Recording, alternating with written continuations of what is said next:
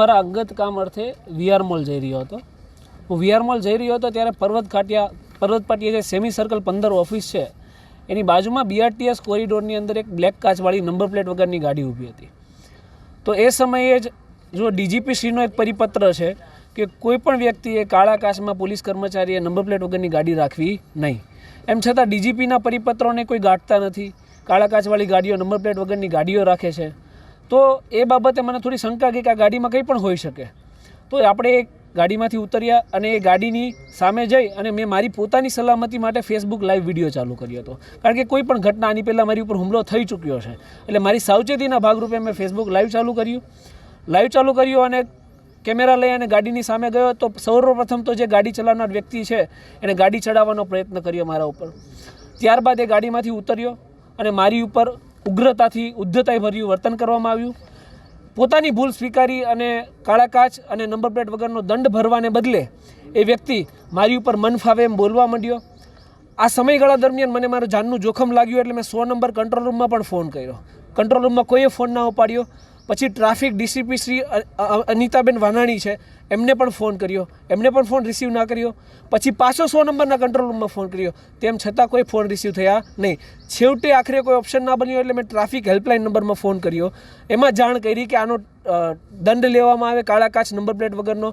તો ત્યાં પણથી કોઈ ઓફિસર ઘટના સ્થળ પર આવ્યું નહીં. સ્થળ ઉપર એક એએસઆઈ હાજર હતા, એમને પણ રજૂઆત કરી. આ સિસ્ટમની નફટાઈ જોજો તમે કે એમને પણ રજૂઆત કરી તો એમ છતાં એ ઘટનામાં ઇન્વોલ્વ ના થયા અને એ દૂર ભાગતા રહ્યા. આ જે વ્યક્તિ છે જે ગાડીમાંથી ઉતર્યો હતો એણે ફોન કર્યો, બીજા 3 ઈસમોને બોલાવ્યા. એ 3 ઈસમો આવ્યા અને પથ્થર લઈ અને અમારી ઉપર તૂટી પડ્યા. મારી સાથે જે લોકો હતા એમની પર હુમલા થયા. જે લોકો મને બચાવવા આવ્યા એમને પણ મારવામાં આવ્યો. તમામ જાહેર જનતાને પણ મારવામાં આવ્યો. એટલી આ સિસ્ટમની નફટાઈ છે. ત્યારબાદ હું મારા જાનને બહુ જ જોખમ લાગ્યું.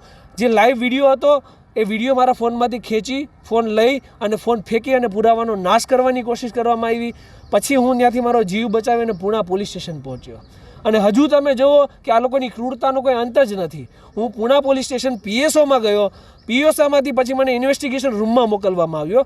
ઇન્વેસ્ટિગેશન રૂમની અંદર આ જે હુમલો કરનાર છે એ અને એના સાગરીતો ઘૂસી જાય છે. ઇન્વેસ્ટિગેશન રૂમમાં મને મારવા માટે દોડે છે. પોલીસ એમને અટકાવે છે અને મને ઇન્વેસ્ટિગેશન રૂમમાં પોલીસની હાજરીમાં એવી ધમકી આપે છે કે તારી હજી સર્વિસ કરવાની બાકી છે. ત્યારબાદ હું બહાર નીકળ્યો તો પીઆઈ આવે છે અને એ પણ જોજો હું ફરિયાદી છું. મારી ફરિયાદ લેવાને બદલે પીઆઈ મારો હાથ પકડીને એવું કહે છે કે આને બંધ કરી દો. એટલે સિસ્ટમ ક્યાં સુધી આ જે લોકો માટે અવાજ ઉઠાવે છે એમને હેરાન કરે છે એ જોવું રહ્યું. ડીજીપીસીનો પરિપત્ર હતો એનું અમલીકરણ કરવા એક જાગૃત નાગરિક તરીકે મારી ફરજ લાગી તો હું મારી ફરજ અદા કરતો હતો. તો હોમ મિનિસ્ટ્રીને પણ આ જોવું પડે કે હું મારી વાણી અભિવ્યક્તિની આઝાદી ઉપયોગ કરું છું 19 એ મુજબ. સાચું હોય અને સાચું, ખોટું હોય અને ખોટું કહું છું. તો એ આઝાદીને તરફ મારવાવાળા આ લોકો કોણ? બની બેસેલા સેવક. આ બની બેસેલા સેવકો છે. આ કોઈ સેવા કરવાનો ધંધો નથી કરતા. કાળા કાચની અંદર ગાડીઓમાં બેસી અને કાળા કાચમાં કાળા કામ કરી રહ્યા છે અને એ કામ બંધ થાય છે એટલે એમને તકલીફ પડે છે અને તકલીફના કારણે સિસ્ટમ અમને આ હદ સુધી હેરાન કરે છે. આ બીજો હુમલો મારી ઉપર છે અને પહેલાં પણ એક હુમલો થયો છે. પોલીસ કમિશનરશ્રીને આપણે મારી જાનને જોખમ છે, હથિયારના પરવાના માટે આ પહેલાંય અરજી કરેલી છે. એમ છતાં પણ આજ દિન સુધી મને હથિયારનો પરવાનો નથી આપવામાં આવ્યો. ટૂંકમાં મનસા એવી લાગે છે કે જાહેર જનતાના કામ કરવાવાળા લોકો, સમાજ સેવકો ભલે ખપી જાય, કુરબાન છે, પણ એમને ના તો કોઈ સલામતી આપવી છે અને ભલે અવારનવાર હુમલા થતા રહે.